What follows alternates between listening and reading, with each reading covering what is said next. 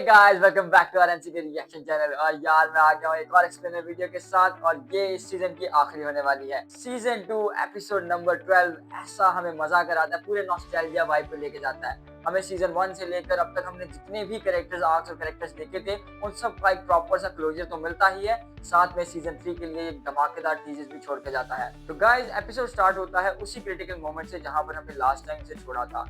चाहे इनकी हालत बहुत खराब है और किसी को समझ नहीं आ रही कि क्या किया जाए, इतने में संग जिन वू हमारे एस रैंक हंटर जो हीलर थे उसको अराइज कर लेता है। यहाँ पर हमारा एस रैंक हीलर बिना संग जिन वू के ऑर्डर के सीधा चाहे इनके पास जाता है और उसको हील कर देता है। ये देखकर संग जिन वू भी कहता है कि मैं समझ रहा हूँ कि ये अपनी जिंदगी में कैसा इंसान रहा होगा कि मैंने इसे ऑर्डर भी नहीं दिया और इसने जाकर काम करना शुरू कर दिया। जहाँ सब हैरान होते हैं वहीं पर प्रेसिडेंट लीग जो है वो इमोशनल हो जाते हैं। अपने उसी साथी को, उसी दोस्त को दोबारा इस तरह से देखना उनके लिए एक अलग एक्सपीरियंस है। वो संग जिन वू से कहते हैं कि देखो, इसमें कोई शक नहीं कि ये तुम्हारी लड़ाई में तुम्हारी मदद जरूर करेगा, लेकिन अगर मेरी मानो तो इसको लड़ाइयों से थोड़ा सा दूर रख, क्योंकि जिंदगी में भी इसे कभी लड़ना पसंद नहीं था। संग जिन वू ये सुनता है जैसे ही कहता है कि मुझे याद है, इससे पहले भी एक दफा आपने मेरे कंधे पे हाथ रखा था, लेकिन इस दफा ये ऐसा लग रहा है कि आप रिक्वेस्ट कर रहे हैं, ऑर्डर नहीं दे रहे। और वह कहता है कि मैंने खुद भी कुछ ऐसा ही सोचा है, और इसी के साथ उसकी शैडो को वापस से रिलीज कर देता है। हम वापस आते हैं जापान की गिल्ड मास्टर के ऑफिस में, और वो बात कर रहा होता है कि यार क्या हम अपने मिशन 9 की तरफ जाएं, प्लान 9 की तरफ जाएं। उसका जो एसोसिएट है वो बताता है कि सर हम अपने साथ एस रैंक हंटर्स लूज कर चुके हैं ऑलरेडी। हम बात कर रहे थे ग्लोबल पावर के बैलेंस को छेड़ने की, लेकिन हमारा नेशनल लेवल पे ही बैलेंस जो है वो डाउन होता नजर आ रहा है। और यहाँ पर मेरे नजदीक एक बहुत ही अच्छा डिसीजन लेते हैं, बल्कि एक मजबूरी बन जाती है डिसीजन लेना कि ये यहाँ पर रिट्रीट करते हैं। दूसरी तरफ हम देखते हैं कि आइलैंड के बाहर तो एक अलग ही माहौल है। सारी एंड्स अपने क्वीन के बाद, किंग के भी मरने के बाद इधर उधर बिखर चुकी हैं, और ऐसे ही जो नजर आता है उस पर अटैक कर रही हैं। वहां पे जितनी बैटल शिप्स हैं और उन पे मौजूद सारे हंटर्स उनसे लड़ने की कोशिश कर रहे होते हैं।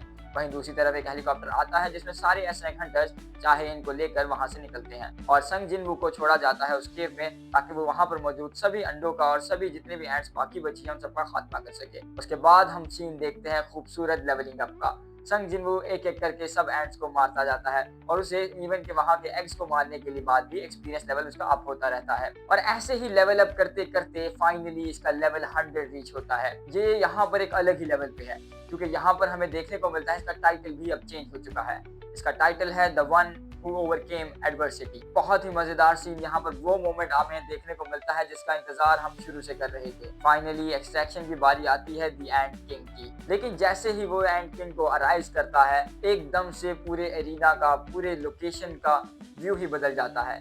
पिच ब्लैक डार्क, संग जिन वू को कुछ नजर नहीं आ रहा। वो सोचता है, उसे एक पल के लिए ये भी लगता है कि शायद एक्सट्रैक्शन फेल हो चुकी है, लेकिन एकदम से उसके पीछे एक निशान, एक लाइन सी आती है जो कि आहिस्ता आहिस्ता बड़ी होती है, एक ककून बनती है, जिससे लार्वा बनकर एक प्रॉपर इंसेक्ट की तरह एक एवोल्यूशन स्टेज से गुजरते हुए हमें फाइनली हमारा एंड किंग की ट्रांसफॉर्मेशन देखने को मिलती है एज संग जिन वू शैडो। बहुत ही खूबसूरत मोमेंट होता है ये। जिन वू यहाँ पर इससे पूछता है कि मैंने तुम्हें मारा, तो क्या इतनी बेदर्दी से हारने के बाद भी मैं तुम पर भरोसा कर सकता हूँ? क्या ऐसा नहीं होगा कि तुम कभी मुझे आगे चलकर धोखा ना दो? तो वो कहता है कि सर किंग, मेरे किंग, आपने मुझे मारा नहीं बल्कि रिबॉर्न किया है मेरी एक नई फॉर्म में। इसी के साथ संग जिन वू बीरू को उसका पहला ऑर्डर देते हैं कि जाओ जितनी भी एंड्स हैं इनके नंबर्स को थोड़ा कम करके आओ। और भाई बहुत ही ब्रूटल सीन्स हम देखते हैं, वैसे ही जैसे हमने पहले एस रैंक हंटर्स के खिलाफ देखा था। ये बंदा हमें नजर तक नहीं आता, सिर्फ और सिर्फ इसके एनिमीज की लाशें नजर आती हैं। टुकड़े टुकड़े करते जाता है जो भी एंड्स इसके रास्ते में आती हैं उन सभी के। एक जगह हम देखते हैं कि एंड्स अब यहाँ से निकलकर आइलैंड तक पहुंचते जा रही हैं। सरफेस लेवल पर मेन लैंड पर हमारे आ रही हैं, और वहां पर मौजूद जितने भी हंटर्स थे, हमारे जो लास्ट लाइन ऑफ डिफेंस थे, वो अब इनसे लड़ रहे हैं। उन्हीं में मौजूद हमारे एक लीडर पर एक एंड अटैक करने वाली होती है, और जैसे ही वो करने वाली होती है ये वहां पहुंचता है और उसके टुकड़े टुकड़े कर देता है। दूसरी तरफ हम देखते हैं कि हेलीकॉप्टर में सभी एस रैंक हंटर्स वहां से निकल रहे होते हैं। चाहे इनकी बॉडी जो है वो काफी हद तक रिकवर तो कर चुकी है, उसके वाइटल्स अब स्टेबल हैं, लेकिन अभी भी वो अनकॉन्शियस है। यहाँ पर वो निकल रहे होते हैं लेकिन अपनी पावर का इस्तेमाल नहीं कर सकते। उन पर एक एंड्स का स्वॉर्म अटैक कर रहा होता है। एकदम से उनमें से एक बंदे की शील्ड ब्रेक करती है और इन्हें लगता है कि लो जी अब तो ये गए। और वहां पर एंट्री होती है हमारे संग जिन वू की। वो ड्रैगन के साथ आते हैं और बहुत ही खूबसूरत तरीके से इन्हें यहाँ पर एक बार फिर से बचाते हैं। इससे हमें पता चलता है कि वो वहां पर मौजूद सभी अंडों का, सभी एंड्स का सफाया करके आए हैं। और फाइनली हम देखते हैं कि आहिस्ता आहिस्ता करके ये लोग कुछ दिनों में पूरे जीजो आइलैंड की जितनी भी एंड्स थी उन सब का सफाया कर देते हैं। यहाँ पर हमारा जो कोरिया का शोर है वो भी बिल्कुल ही क्लियर हो चुका है। पूरा आइलैंड एकदम से सारी एंड्स में जितनी भी मौजूद थी वहां पर ये लोग उन सबको मार चुके हैं और डिक्लेयर कर दी जाती है विक्ट्री हमारी 4th रेड की जेजू आइलैंड पर। ये देखकर चेयरमैन गो भी बहुत खुश होते हैं और सभी इमोशनल हैं क्योंकि इसके लिए हमने कई लोगों को खोया है। हमें दूर समुद्र में कहीं एक और हंटर दिखाया जाता है जो कि देखने में तो हमें मामूली ही लगता है, लेकिन जब हम एक दफा उसकी पावर को विटनेस करते हैं तो वो बहुत ही ब्रूटल होती है। वो अपने दोनों तलवारों के अटैक से वहां पर मौजूद जितनी भी एंट्स होती हैं उनका एक ही अटैक में सफाया कर देता है। इसके बाद हम देखते हैं कि कोरिया में इस रेड के बाद एक फ्यूनरल रखा जाता है जिसमें जेजू आइलैंड की रेड 1 से लेकर अब तक जितने भी लोग हमने जितने भी सेक्रीफाइसेस दिए हैं उन सबको याद किया जाता है। यहाँ पर संजिन वो खुद भी एक फूल लेकर आते हैं और यहाँ रखते हैं। मीडिया में अब हर तरफ एक सनसनी सी फैल गई है क्योंकि सभी के दिलों में कुछ सवालात हैं। कहीं कुछ तो ये कह रहे हैं कि यार क्या बात है, कितना पावरफुल बंदा है, इसने हम सबको बचा लिया। वहीं पे कुछ लोग इस पर शक भी कर रहे हैं कि अगर ये पहले पहुंच जाता तो इतनी मौतें होती ही ना। यहाँ पर प्रेसिडेंट भी संजीवू से कहते हैं कि देखो मीडिया वाले कुछ भी कहें, तुमने ही हम सबको बचाया है, अगर तुम ना होते तो शायद हम में से कोई भी बच ना पाता। इसी के साथ हम देखते हैं कि जेजू आइलैंड की रेड तो मुकम्मल हो चुकी है, लेकिन विक्ट्री के बाद अभी भी अगर एक तरफ यहाँ पर फ्यूनरल चल रहा है तो दूसरी तरफ वहां पर कुछ हंटर्स आते हैं ये मेक श्योर करने के कहीं कोई एंड बची तो नहीं और इसके पूरे एरिया का जायजा लेने। यहाँ पर हमें दिखाई जाती हैं दो बहुत ही पावरफुल एंटिटीज। उनकी पावर का अंदाजा हमें इससे होता है कि एक बंदा उनमें से एक चुटकी बजाते ही अपने एक हाथ के इशारे से वहां पर मौजूद सभी लोगों को ऐसे जैसे एक गहरी नींद में सुला देता है। उसमें से एक उनसे पूछता है कि तुमने क्या किया, तो वो कहता है कि बस अब ये कुछ देर तक हिलेंगे नहीं और जब उठेंगे तो सब कुछ भूल चुके होंगे। उन दोनों के इस केव से जाने के बाद हम वहां देखते हैं कि संजीवू का बाप भी वहीं मौजूद है। फाइनली इतने एपिसोड्स के बाद हमें उसके बारे में बताया जाता है और हमें पता लगता है कि वो कोरिया में बस पहुंचने ही वाला है क्योंकि जेजू आइलैंड तक तो आ गया है। दूसरी तरफ हम देखते हैं कि संजीवू जा रहे होते हैं अपनी गाड़ी में, वहां पर उन्हें कॉल आती है चेयरमैन गो की।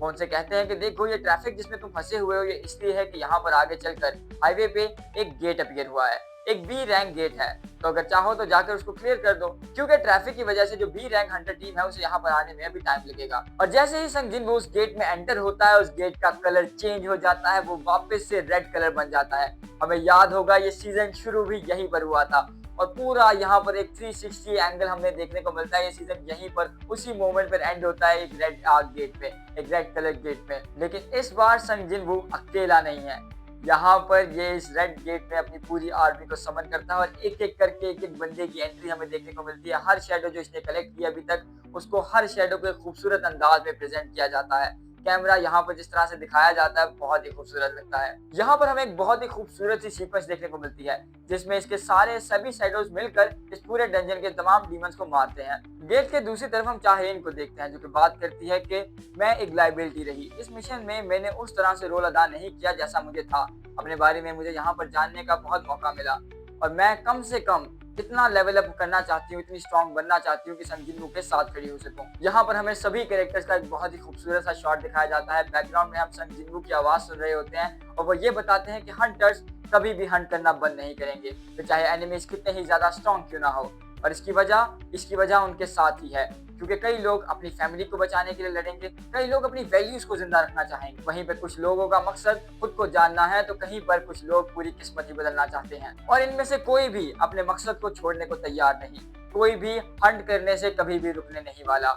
इसी मोनोलॉग के बाद हम देखते हैं बहुत ही खूबसूरत सा आर्मी का सीन जिसमें हमें संजीवू की पूरी अब तक की जितनी भी शेडोज कलेक्ट हुई हैं उन सबको एक साथ दिखाया जाता है। संजीवू वहां पर मौजूद होता है और एक बहुत ही खूबसूरत पैन शॉट में पूरी आर्मी, एक आधी आर्मी इसके राइट साइड पर होती है, आधी आर्मी इसके लेफ्ट साइड पर होती है, एक बहुत ही खूबसूरत सीन होता है। और इसी के साथ वापस से हमारा एंगल मेन फोकस होता है संजीवू के ऊपर, चेहरे के ऊपर। हम देखते हैं इसकी एक आंख में एक आंख सी नजर आती है और इसी सीन के साथ, इसी शॉट के साथ यहाँ पर हमें सीजन 2 एंड होते हुए मिलता है। तो ये सीजन पिछले सीजन के मुकाबले में बहुत ही एक अलग लेवल पे था। हमें कई ज्यादा नए कैरेक्टर्स तो देखने को मिले ही मिले, बल्कि कई इमोशंस भी मिले। जैसे कि इस सीजन में हमने देखा कैसे संजीवू ने फाइनली अपनी माँ को इटर्नल स्लीप से जिंदा किया और हमें संजीवू का बाप, उसकी फैमिली और उसके पास के बारे में जानने का मौका मिला। और इसी के साथ ये बहुत ही अच्छे तरीके से सीजन 3 को भी सेटअप करते हुए जाता है। हम सभी ये जानने के लिए बहुत एक्साइटेड हैं कि सीजन 3 में ये लोग इसको कहां पर लेके जाएंगे। अगर आप लोग भी एक्साइटेड हो तो कमेंट्स करके जरूर बताना। वीडियो अच्छी लगी तो लाइक करना, शेयर करना दोस्तों के साथ, ज्यादा से ज्यादा